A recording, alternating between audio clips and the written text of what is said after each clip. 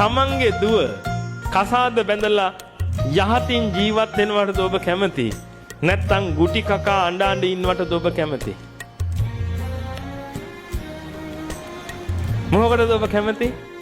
යහතින් ජීවත් වෙනවට.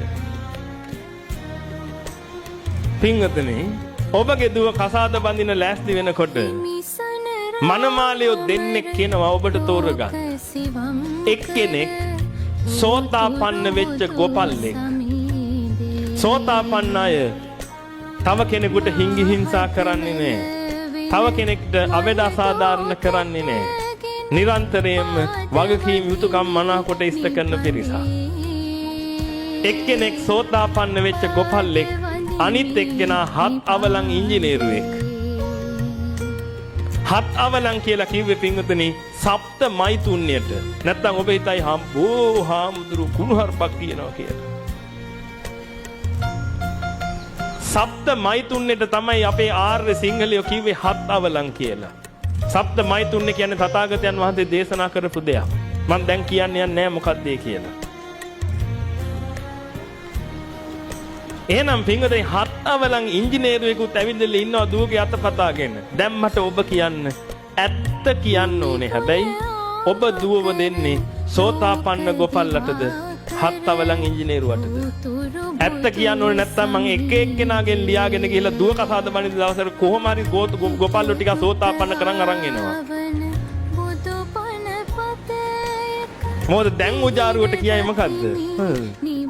සෝතාපන්න වෙච්ච ගොපල්ලට කියලා. ඒ වෙලාවට මේ මාවොත් එහෙම පයින් ගහලා පන්නයි. ගොපල්ලන්ට දෙන තොපි මේ අඩු කුලේ උන් ආදි වශයෙන් කිය කෑක් ගගහ නේද? ගහලා පන්නයි පොලු ටිකක් අරගෙන. ඔබ තමන්ගේ දුවව දෙන්නේ හත් අවලං ඉංජිනේරුවට. ඔබ හොඳ ආකාරවම දන්නවා වූ හත් අවලං ඉංජිනේරුවෙක් කියලා.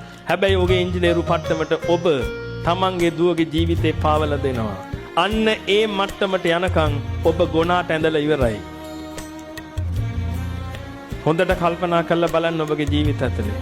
අනේ ඒ කෙල්ල අරකට එක ගිහිල්ලා සතියක් යනකොට ඒ කෙල්ල දැනගන්නවා මේකට තවත් ගෑනු දෙතුන් දෙනෙක් ඉන්නවා කියලා.